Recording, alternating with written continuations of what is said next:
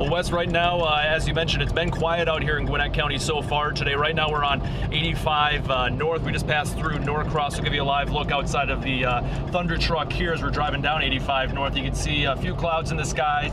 Blue sky, though, at the moment. No storms here right now. At the moment, we're heading towards Suwanee. Understand there might be some weather, rain coming through there coming up soon here. So we're going to go check out the Suwanee area.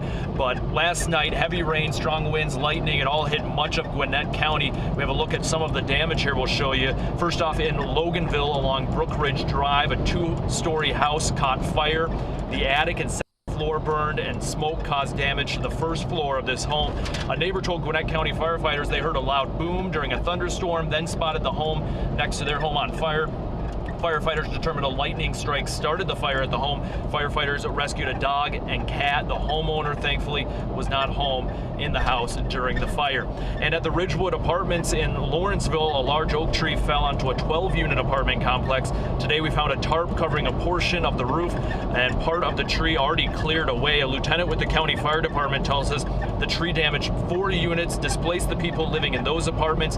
The power company also had to come out to check the damage. Elsewhere around the county, from Dacula to Duluth, Tucker, Peachtree Corners, Norcross, Suwanee, much of Gwinnett County, firefighters responded to at least 60 storm-related calls overnight across Gwinnett. Many of those involve trees blocking roadways, falling onto homes, or bringing power lines down. Now, quite a bit of cleanup because of that many trees and power lines coming down from overnight, but Gwinnett Fire says, thankfully, no one was reported injured in any of those 60-plus calls they received.